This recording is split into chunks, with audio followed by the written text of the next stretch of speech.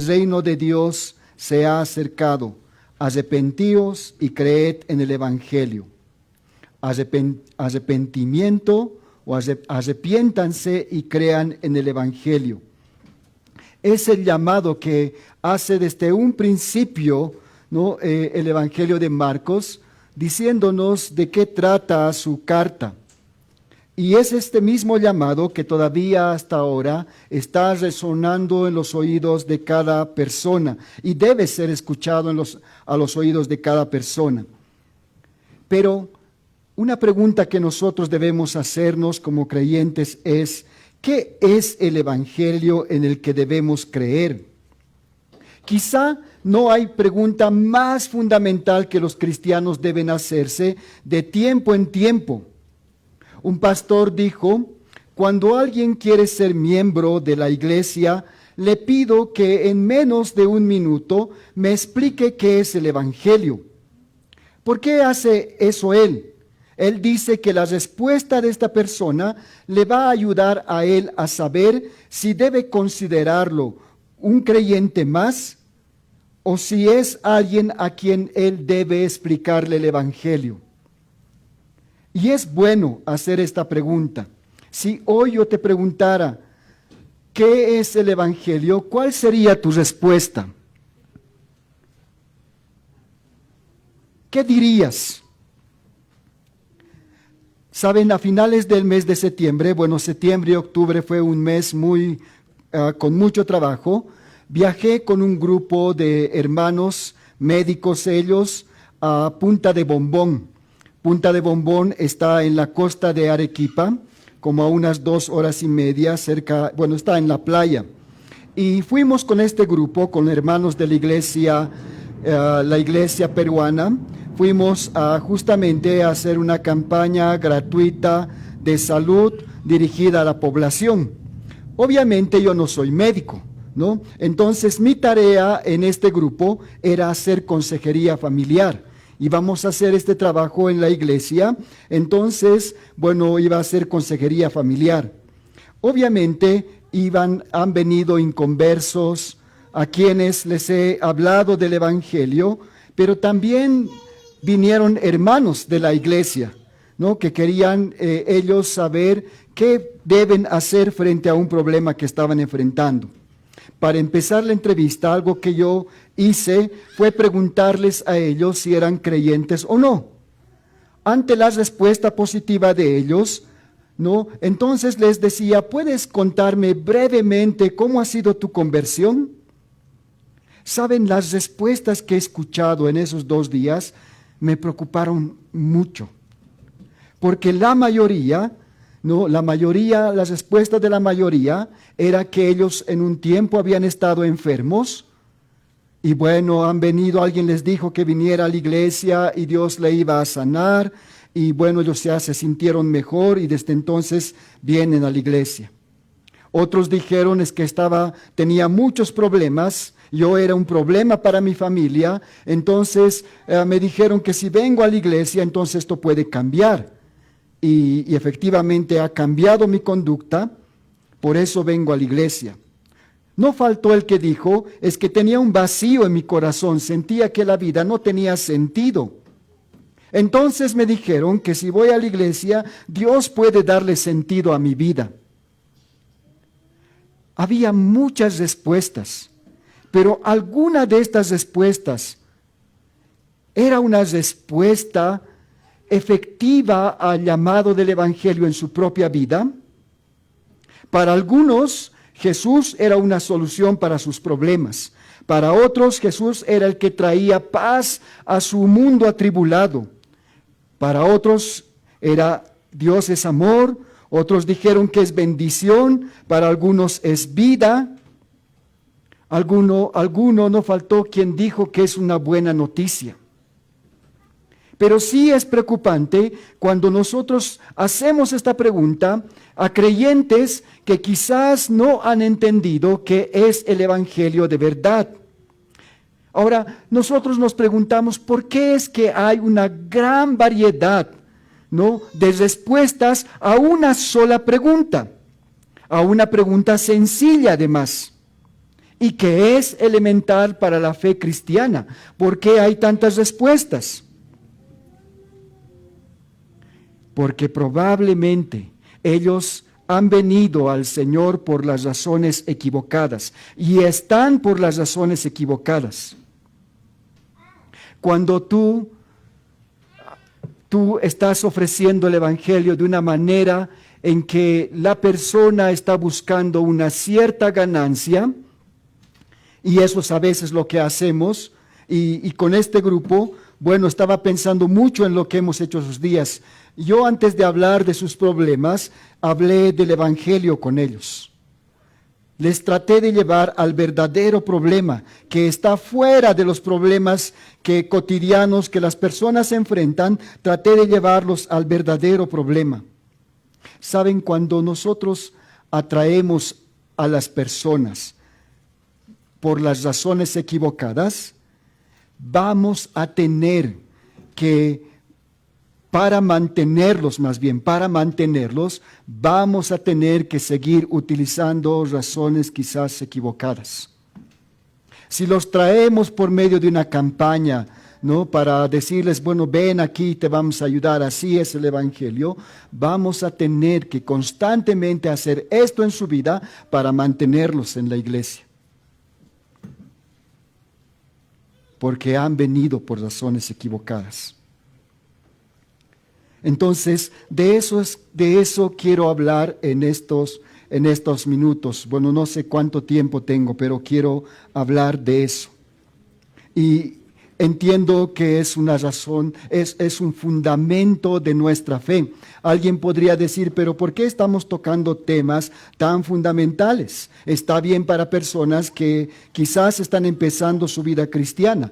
Los creyentes necesitamos escuchar todo el tiempo el Evangelio. Es nuestra razón. Necesitamos recordar constantemente. Por eso el apóstol Pablo, en Romanos capítulo 1, versículo 1 al 15, él ha dicho: así que en cuanto a mí, pronto estoy a anunciaros el Evangelio, también a vosotros que estáis en Roma.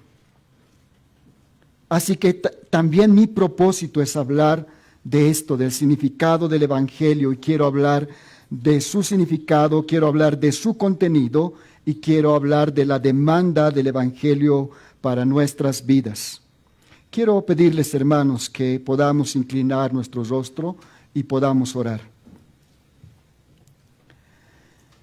Señor, queremos rogarte que tú puedas asistirnos, Señor, por medio de tu Espíritu Santo, y puedas ayudarnos, Señor, a tener una buena comprensión en cuanto al Evangelio. Te ruego, Señor, que tú puedas utilizarme, que, Señor, tú utilices, Señor, un instrumento, quizás con pocas palabras o muy pocas palabras convincentes.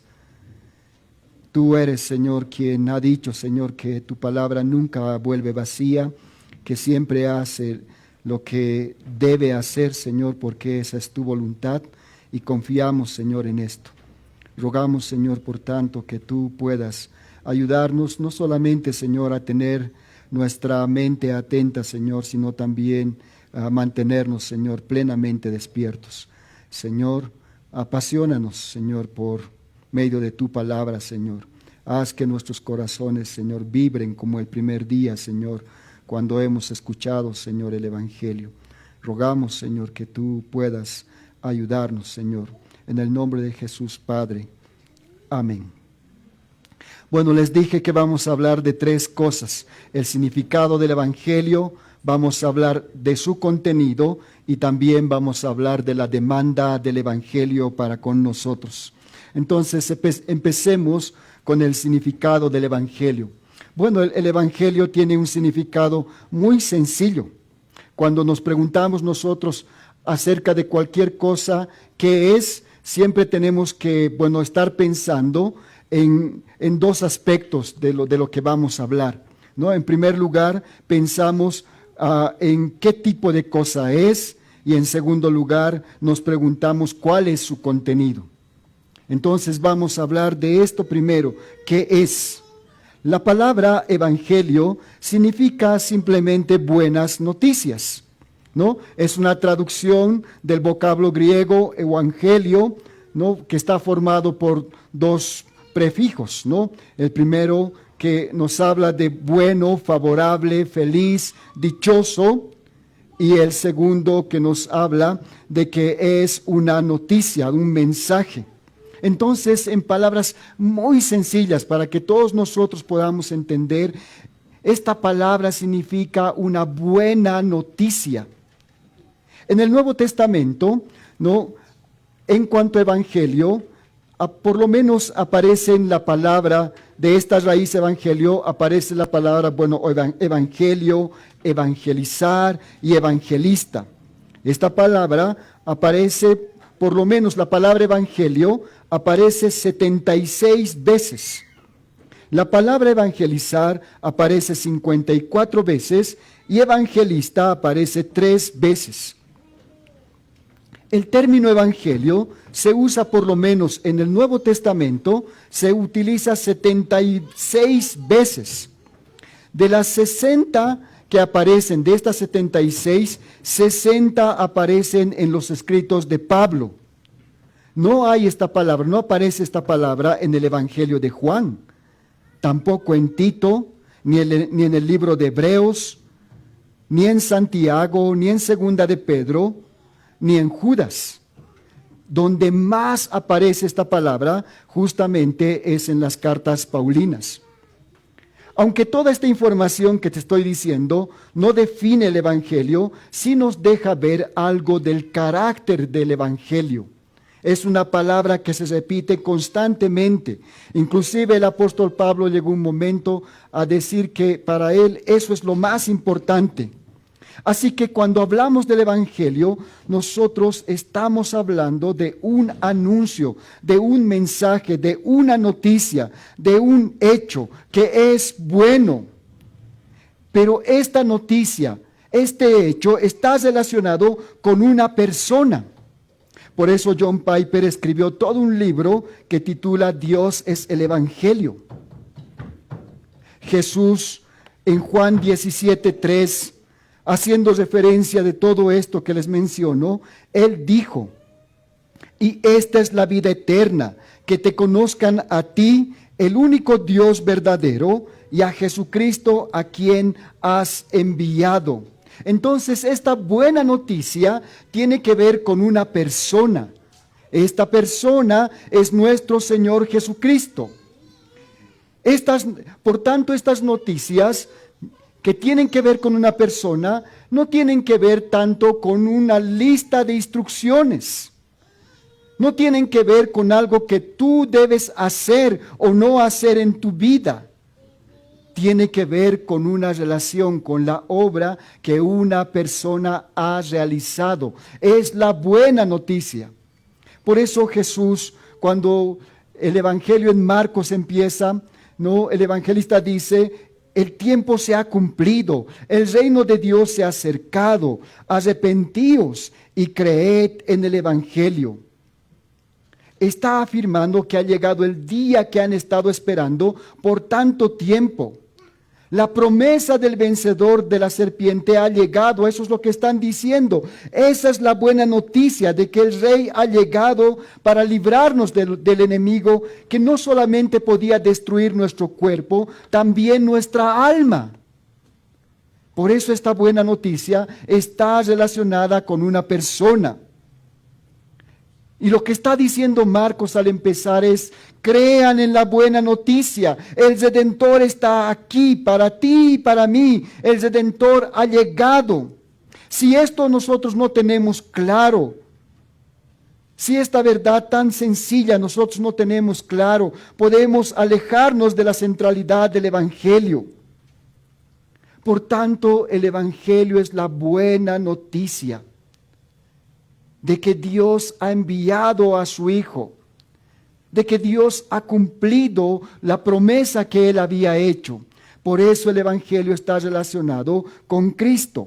Y al ver el contenido vamos a ver un poco más acerca no solamente del significado. Les decía que cuando hablamos acerca de algo, primero vemos de qué se trata y luego qué contiene. Entonces vamos a ver el contenido del Evangelio, de esta buena noticia. El pastor inglés, de quien seguramente ustedes han oído hablar mucho, Charles Spurgeon, él dijo en cuanto al Evangelio, él dijo estas palabras: la redención es el corazón del Evangelio y la esencia de la redención es el sacrificio sustitutivo de Cristo. Para él está tratando de sintetizar esta buena noticia. Él nos está diciendo que esta buena noticia tiene que ver con la redención. La redención es el corazón, dice, del Evangelio. Y la esencia de todo esto, de la redención, es el sacrificio sustitutivo de Cristo. Por eso el Evangelio tiene que ver con una persona, nuestro Señor Jesucristo. Él continúa diciendo: los que predican esta verdad, predican el Evangelio, aun si se equivocaran en alguna otra cosa. Pero los que no predican la expiación, sin que importe lo que digan, no han podido captar el alma y la sustancia del mensaje divino. Podrían no importar las palabras de este pastor. Podrían no importarnos si no estuvieran basadas en la palabra del Señor. Pero claramente nosotros podemos encontrar esto en la Escritura. La Escritura desde un principio ha estado hablando de esto. Dios ha decidido redimir a su pueblo y desde un principio ha estado hablando de esto. Esta es la buena noticia. Cuando el apóstol Pablo menciona por primera vez el Evangelio en la carta a los Romanos, nos dice que el mensaje proviene de Dios. Por eso el Evangelio es Dios mismo. En el versículo 1, dice en Romanos capítulo 1, versículos 3 al 4, dice de esta manera: es el mensaje acerca de su Hijo, que nació de la descendencia de David, según la carne, y que fue declarado Hijo de Dios con un acto de poder, conforme al Espíritu de santidad por la resurrección de entre los muertos, nuestro Señor Jesucristo. Romanos 1, 3 al 4. Por eso les decía, este no es un aviso de lo que debemos hacer o no hacer para alcanzar a Dios. Es un anuncio, es una buena noticia. Y esta buena noticia debe ser anunciada a todo hombre para que ellos puedan ser salvos. Por eso la urgencia de Pablo. En Romanos nosotros podemos ver que él está urgido. Él no va a esperar a tener que llegar hasta Roma para hablarles de esta noticia. Si vemos la carta a Romanos y vemos los versículos que continúan, en el mismo capítulo 1, el versículo 15 dice: así que en cuanto a mí, pronto estoy a anunciaros el Evangelio también a vosotros que estáis en Roma, porque no me avergüenzo del Evangelio, porque es poder de Dios para salvación a todo aquel que cree, al judío primeramente y también al griego. Porque en el Evangelio la justicia de Dios se revela por fe y para fe, como está escrito: mas el justo por la fe vivirá. Él no va a esperar, porque él ve que hay urgencia. Si las personas mueren sin escuchar el Evangelio, sin que esta buena noticia los lleve a arrepentirse, a volverse de sus pecados, y mueren en su condición de pecado, ellos van a pasar la eternidad sin Dios y sin esperanza. No sé cómo te hace sentir todo esto. No es la razón principal. Huir del infierno no es la razón principal para que nosotros hablemos del Evangelio. No lo es.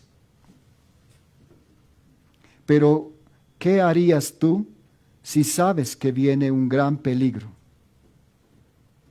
Hace muchos años atrás, en la ciudad de Huánuco, se conoce a este evento como la tragedia de Todos Santos, se conoce este evento, porque justamente en esos días de Todos Santos, afuera de esta ciudad, hay un centro poblado que se llama Ambo. En Ambo, en la parte alta de Ambo, ellos tenían una laguna de donde captaban el agua y bueno, era una pequeña represa, de ahí ellos captaban el agua. En la parte baja de este cerro habían construido casas y por lo menos habían como unos 3 distritos en esa parte. Y ese año dice que llovió, intensamente llovió. Ya algunas personas que transitaban ese lugar hacia arriba, hacia la represa, habían visto, dice, pequeñas fisuras en esta represa. No habían visto pequeñas fisuras, pero no se habían alarmado, porque bueno, nunca había pasado nada, nunca había subido más allá del nivel. Y no dijeron nada. Pero en la mañana de este día de Todos Santos, ¿no?, se rompió ese muro que sostenía y todo el agua con barro y hierba, árboles, bajó hacia abajo y acabó por lo menos con 2 distritos. Hay un río ahí, el río Huállaga. Dice que los que viven en Huánuco vieron pasar balones de gas, cocinas, gente muerta, cosas vieron pasar por el río. Pero quienes habían visto las fisuras no dijeron nada. Tú estás viendo las fisuras de este mundo. Tenemos plena convicción los creyentes de que el Señor viene pronto. Estamos viendo esas fisuras y cada vez parecen más grandes. Ni siquiera eso te motiva a compartir el Evangelio. Si esas personas mueren, van a morir sin esperanza y sin Dios eternamente. No es la razón principal que debería motivarnos a predicar el Evangelio, no lo es, pero por lo menos recuerda esto.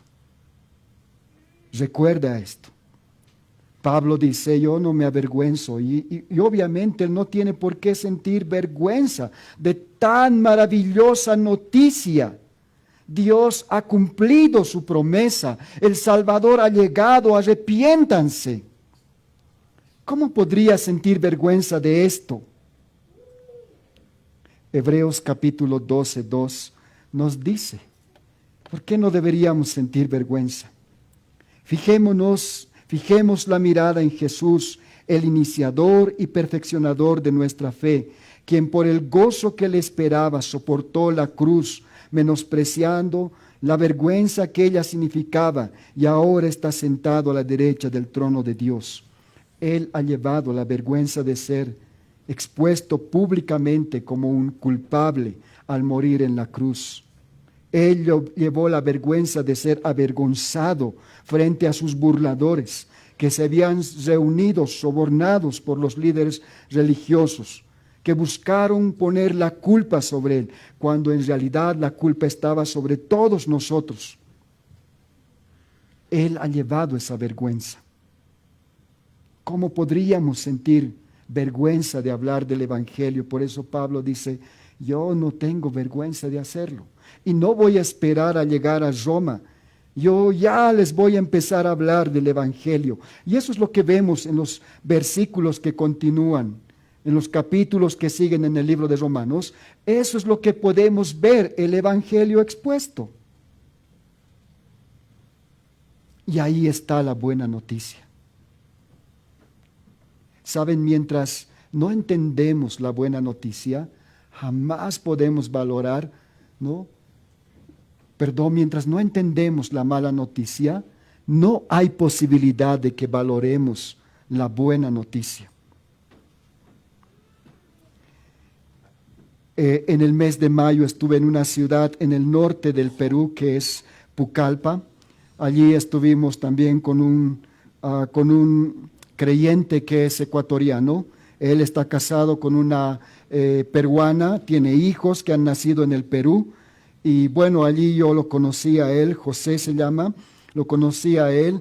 Y bueno, en esos días que estuvimos ahí, él me dijo, sabes, voy a ir a migraciones, en Pucallpa hay migraciones, pocas ciudades en el Perú, aparte de Lima, tienen migraciones. Y él dijo, bueno, voy a ir a migraciones porque hace tiempo, durante la pandemia, me mandaron una nota donde decía que debería renovar mi carnet de extranjería. Y él decía, pero aquí en mi carnet dice que es hasta el 2023, seguramente es un error. Así que yo voy a ir y ¿quieres acompañarme? Le dije, bueno, vamos. ¿No? Fuimos a migraciones, él se acercó, les dijo, creo que hay un error porque me han dicho que mi carnet ha vencido, pero aquí dice hasta el 2023. Y en migraciones le dijeron, vieron su registro y le dijeron, Señor, no hay ningún tipo de error. Efectivamente, su carnet ha vencido a finales del 21. Lo que ve aquí solo es el tiempo que tiene valor esta tarjeta, que es su carnet de extranjería. Entonces tiene que pagar una multa. Entonces él dijo, bueno, por lo menos eran 3 soles por día. Cuando tú estabas un día de más del permiso que tienes, tenías que pagar 3 soles por día. Y él está haciendo sus cálculos pensando, bueno, 3 soles por día. Y saben, le dijeron, su deuda asciende a 5.800 soles. Eso es más de 10.000 bolivianos, unos 11.000 bolivianos. Tiene una deuda que alcanza hasta aquí, hasta hoy. Porque cuando llegue a las 12 de este día, se va a sumar 44 soles más. Y si mañana no arregla, va a tener que pagar otros 44 soles más por cada día que usted no arregle. Esa, para él, era una terrible noticia. Apenas le alcanzaba a cubrir la iglesia, apenas llegaba a cubrir las necesidades de su familia y de él. Tener que pagar una deuda de más de 11.000 bolivianos, para él eso era una terrible noticia. No saben cómo cambió su semblante en ese momento. Por eso, mientras nosotros no sabemos, ¿no?, el impacto de la mala noticia, no vamos a llegar a apreciar el Evangelio. No lo vamos a hacer. Por eso Pablo les dice a los romanos, pronto estoy a anunciarles el Evangelio. ¿Y cómo es que él va a empezar a anunciarles el Evangelio? Pablo va a empezar a decirles desde el versículo 1:18, voy a leer algunos versículos, dice, porque la ira de Dios se revela desde el cielo contra toda impiedad e injusticia de los hombres que detienen con injusticia la verdad. Pues habiendo conocido a Dios, no le glorificaron como a Dios ni le dieron gracias, sino que se envanecieron en sus razonamientos y su necio corazón fue entenebrecido.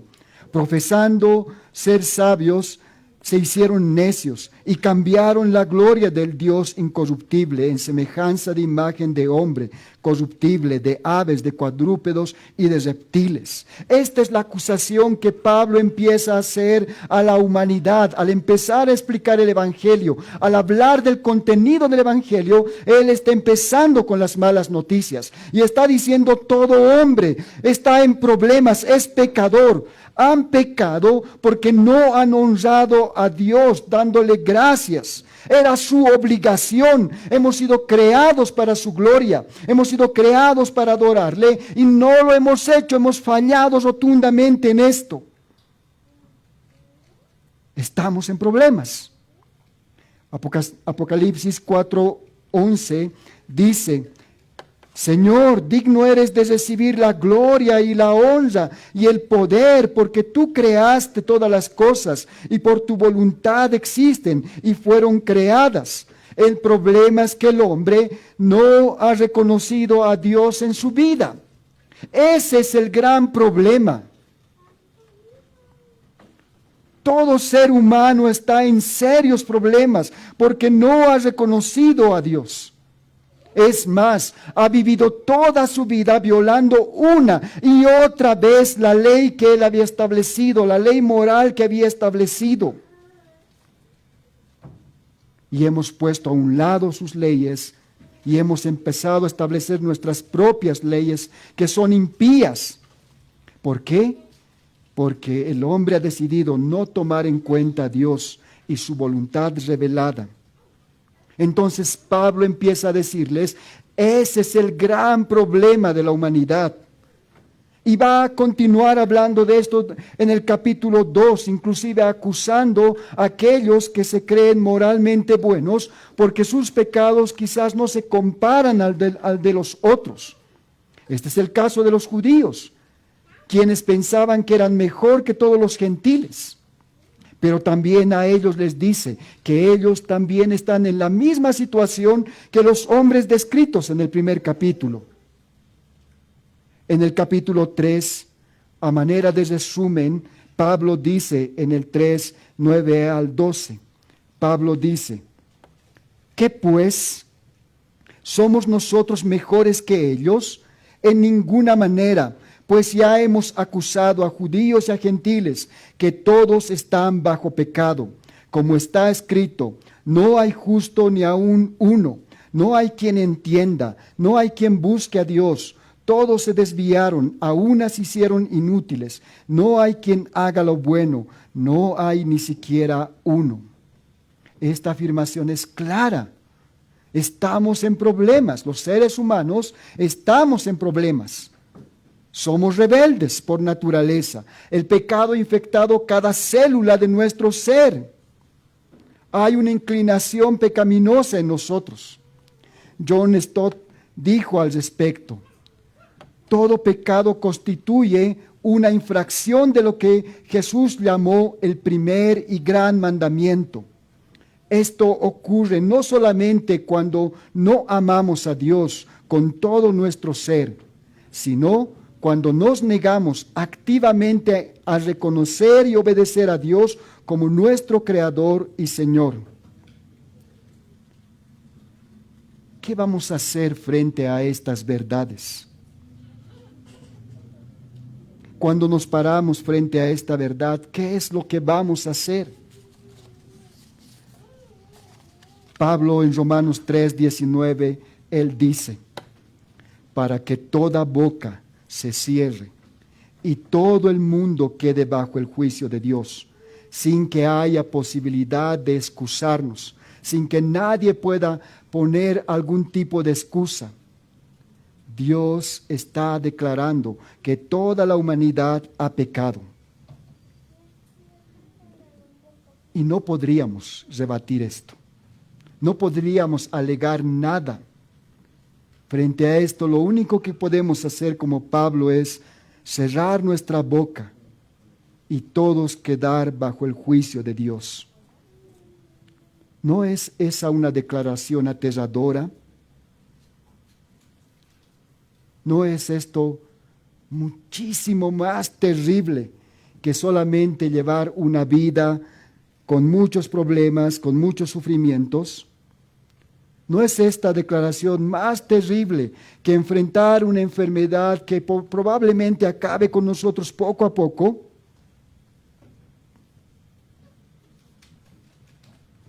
Pero esa es la verdad. Ahí está el contenido del Evangelio. No hay alegato delante de Dios. Todos hemos sido. Nuestras obras evidencian claramente que Dios está en lo cierto. Y estamos bajo juicio. Eso es lo terrible de las noticias. Les comenté hace un momento acerca de este ecuatoriano que su deuda es muy grande con migraciones. Eso me hizo preocupar mucho a mí, porque yo, el de mis hijos, los 3 carnets de mis hijos, tenían su vencimiento por el mes de junio, iban a vencer su carnet de extranjería de ellos. Y migraciones, hasta ahora todo se hace en línea, ¿no? Aunque en Arequipa hay una oficina de migraciones, todo se hace en línea. Y si no sabes cómo vas a proceder, si no sabes, puedes puedes equivocarte. Entonces yo estaba muy preocupado. Imagínense pagar 135 soles por cada día, porque si tengo que pagar 45 soles por cada hijo, 135 por cada día, por cada hijo, imagínense. Entonces, yo hice por la plataforma, hice los pagos, hice todo eso y bueno, fui a Migraciones con mi cita para justamente preguntar todo esto, hice la cita, fui a Migraciones y bueno, en Migraciones ellos me dijeron, yo estaba yendo ya diciendo, bueno, aquí estoy, ¿cuánto es mi multa? Porque ya había pasado algunos días. Pero saben, ellos me dijeron, no tiene que pagar nada usted. Su carnet de extranjería de usted y de sus hijos es permanente, su calidad migratoria es permanente. Así que aunque venza su documento, aunque haya vencido su documento, no hay multa para con ustedes. Solo tiene que pagar la renovación del documento y hacer la cita y bueno, les van a entregar a sus hijos, les van a tomar foto, huellas y les van a entregar sus nuevos carnets de extranjería. ¿Acaso eso no era una buena noticia para mí? Claro que sí, claro que sí. Y si algo así hubiera pasado con este hermano ecuatoriano, seguro que él hubiera saltado de felicidad, pero bueno, no sé cómo está enfrentando él esta situación. Pero hasta que no entendemos la mala noticia, no podemos valorar la buena noticia. Y Pablo, al final del capítulo 3 de Romanos, empieza a hablar de esta maravillosa noticia. 1000 veces mejor que una noticia que me dan en Migraciones diciéndome usted no tiene que pagar nada, es permanente la buena noticia es miles de veces mucho mejor que todo esto. En Romanos capítulo 3, 21 al 26 dice, pero ahora, aparte de la ley, se ha manifestado la justicia de Dios, testificada por la ley y por los profetas. La justicia de Dios por medio de la fe en Jesucristo, para que todos los que creen en Él, porque no hay diferencia, por cuanto todos pecaron y están destituidos de la gloria de Dios, siendo justificados gratuitamente por su gracia, mediante la redención que es en Cristo Jesús, a quien Dios puso como propiciación por medio de la fe en su sangre, para manifestar su justicia, a causa de haber pasado por alto en su paciencia los pecados pasados, con la mira de manifestar en este tiempo su justicia, a fin de que Él sea el justo y el que justifica al que es de la fe de Jesús. Ahí está la buena noticia del Evangelio. Dios ha redimido nuestro pecado. Dios ha perdonado nuestro pecado por medio de la muerte sustitutiva de su Hijo. Jesucristo en la cruz ha cargado con este juicio. Él ha cargado con la culpa, con la sentencia que debería caer sobre nosotros. Él ha llevado esto en la cruz. Hay una linda ilustración de esto en el Antiguo Testamento. Cuando nosotros vemos Deuteronomio 19, ahí vemos una linda ilustración de este evento. En Deuteronomio 19, ¿no?, habla acerca de matar a alguien de manera involuntaria, ¿no? Y está regulando. Moisés les dice, cuando alguien, ¿no?, por accidente haya matado a otra persona, y da un ejemplo, inclusive ahí dice, estás cortando madera y se sale, ¿no?, la punta, la cabeza del hacha se sale y vuela y mata a tu compañero. Eso es accidental, ¿no? Es accidental. Y dice, ¿qué vas a hacer en ese caso? Has matado a una persona. Entonces dice, huirás a la ciudad de refugio. Entonces voy a establecer 3 ciudades de refugio, dice. Y deben limpiar los caminos. Los caminos para esta ciudad deben estar completamente limpios. Y si ustedes cumplen lo que Dios ha hecho, y son fieles con todo lo que Dios ha demandado, entonces Dios va a hacer que su tierra sea más grande. Entonces van a separar otras 3 ciudades de refugio. Las ciudades de refugio van a ser este lugar donde aquel que ha matado accidentalmente a una persona pueda correr y huir. ¿Por qué? Porque hay un vengador de la sangre quien va a traer justicia sobre esta persona. Si leen Deuteronomio al final del capítulo 19, él dice: no te vas a compadecer, ojo por ojo, diente por diente, pie por pie. Entonces el vengador de la sangre, él es responsable, es el familiar más cercano que tiene que traer justicia. Entonces él ha sido llamado para ir y matar a esta persona, pero esta persona ha matado de manera inocente, entonces corre a la ciudad de refugio, entonces llega hasta ahí y ahí él no puede ser muerto, porque es una ciudad de refugio. Pero también dice Deuteronomio, si alguien ha matado a otra persona y quiere engañar, quiere que los demás piensen que es un accidente, entonces él corre a la ciudad de refugio. Los ancianos, dice, ellos van a examinar esto si es verdad o no es verdad.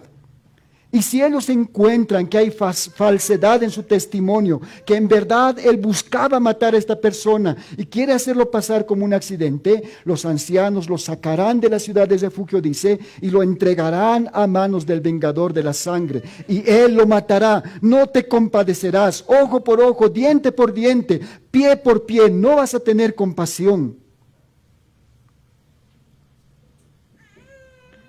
Nosotros, hermanos, hemos asesinado. Jesús dice claramente en Mateo 5 que matar no implica simplemente quitar la vida de manera física, sino cuando nosotros, inclusive dice, cuando nosotros odiamos a otro hermano, mostramos desprecio, dice Jesús, nosotros estamos matando a esa persona.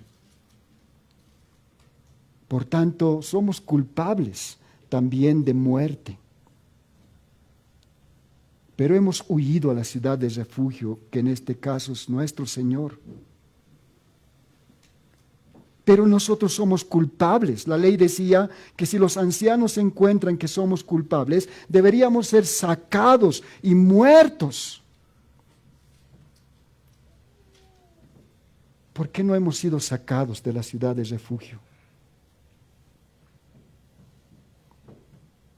Porque nuestro Señor, Él fue sacado. Él fue sacado en nuestro lugar. Y el vengador de la sangre, que es la justicia de Dios, cayó sobre Él para rescatarnos. Hemos corrido a este lugar. Vivimos en este lugar. Inclusive Deuteronomio dice: ¿hasta cuándo se va a quedar a vivir esta persona? ¿Cuándo va a poder regresar libre a su familia? Cuando muera el sacerdote, dice, entonces él podrá regresar. Inclusive nuestro sacerdote ha muerto. ¿No te maravilla esta buena noticia? ¿No te lleva a un quebrantamiento recordar lo que Dios ha hecho? Mientras más meditamos en lo terrible que ha sido nuestro pecado, en lo horrible que ha sido nuestro pecado, más crece nuestro amor hacia el Señor. Con razón el Señor dijo, ¿no? Al que mucho se le perdonó, este mucho amó. Cuando nosotros hemos venido al Señor, yo personalmente no estaba viendo con claridad mi pecado. Decía, sí, mi pecado es hasta aquí, ¿no? Y gracias Dios, hasta ahí. Pero mientras más puedo ver la palabra del Señor, puedo ver con horror que mi pecado ha sido mucho más grande de lo que yo imaginaba, mucho más terrible de lo que pensaba. Pero el Señor ha sido sacado para que yo viviera y recibiera refugio. Finalmente, ¿cuál es la demanda del Evangelio? Marcos dice, arrepiéntanse y crean en esta noticia. Arrepiéntanse, vuelvan de sus pecados. Esa es la demanda ahora del Evangelio. Arrepiéntanse.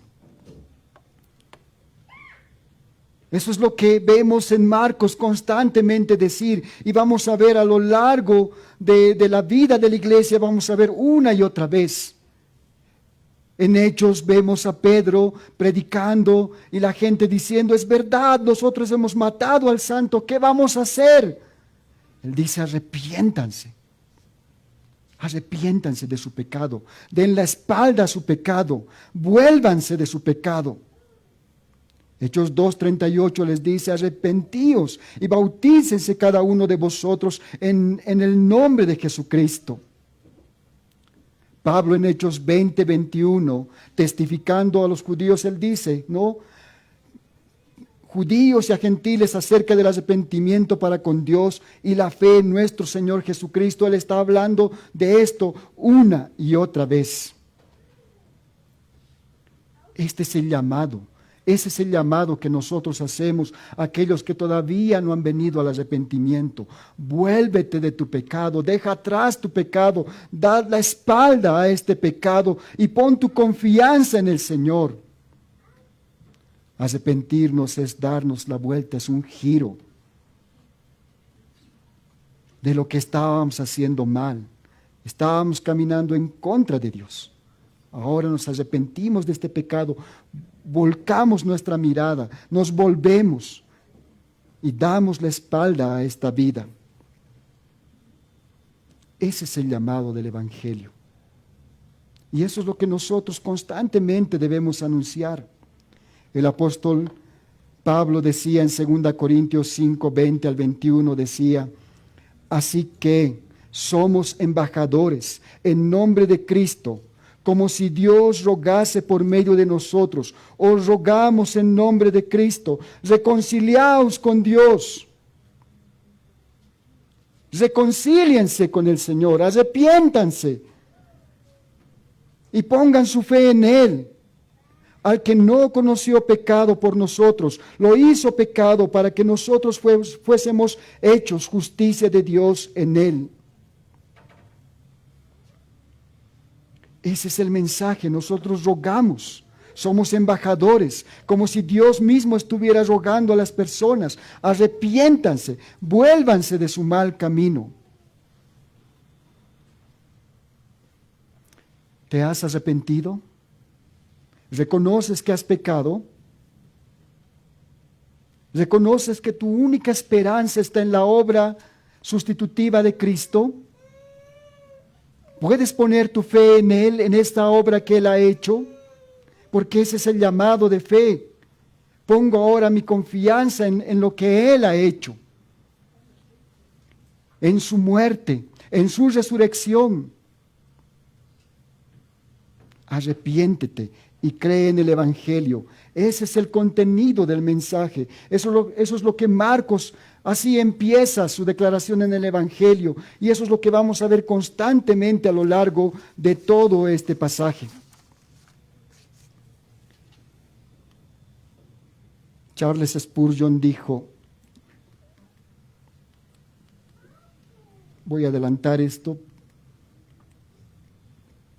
él dijo, evangelismo es simplemente un mendigo diciendo a otro mendigo, ¿dónde encontró su pan? Qué sencilla declaración.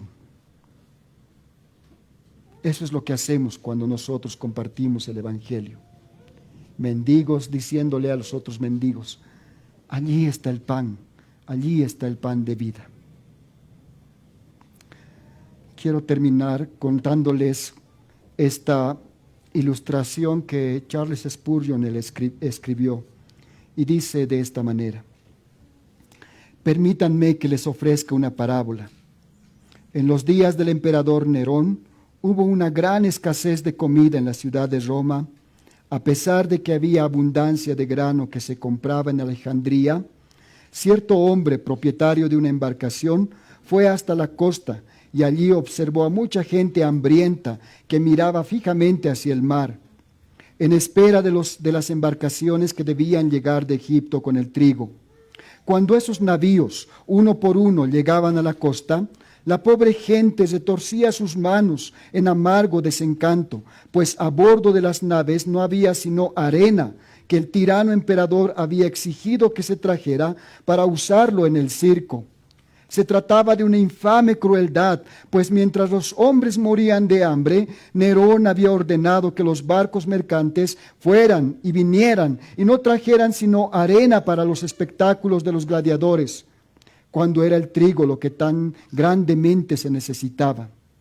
Entonces un mercader cuyo navío estaba anclado junto al muelle les dijo a su capitán: ten mucho cuidado de que al regresar de Alejandría no traigas nada que no sea trigo. Y si antes has traído una carga o dos de arena, ahora no traigas ni siquiera lo que puede colocarse sobre una moneda pequeña, insistió. No traigas nada más que trigo, pues esta gente se está muriendo y es ahora que debemos tener a nuestros navíos dedicados a este único negocio de traer alimento para ellos. ¡Ay! Últimamente he visto a ciertos poderosos galeones cargados con la simple arena de la filosofía y especulaciones, y me he dicho: no, yo no llevaré nada en mi barco que no sea la verdad revelada por Dios, el pan de vida tan grandemente necesitado por la gente. Que Dios nos conceda en este día que nuestro barco no lleve a bordo nada que solamente gratifique la curiosidad o le dé gusto al paladar, sino que llevemos verdades necesarias para la salvación de las almas. Como les dije, hay gente que está muriendo y ellos necesitan el pan de vida. ¿Qué vamos a traer? ¿Qué les vamos a ofrecer? ¿Arena? Ellos necesitan el pan de vida. Vamos a orar. Señor, queremos darte gracias, Señor, por este primer tiempo que hemos tenido. Señor, te ruego que tú puedas, Señor, ayudarnos a meditar en cuanto al Evangelio, en cuanto a su significado, su contenido y su demanda. Te ruego, Padre Santo, que tú nos ayudes, Señor, a que podamos, Señor, cada vez valorar más y más esta buena noticia, Señor. Que tú traigas, Señor, cada día una fuerte convicción en cuanto al pecado, Señor, en nuestras propias vidas, Señor.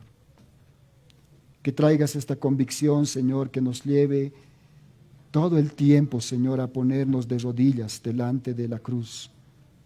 Y agradecidos, Señor, podamos decir: pero hay buena noticia. Hay una maravillosa noticia.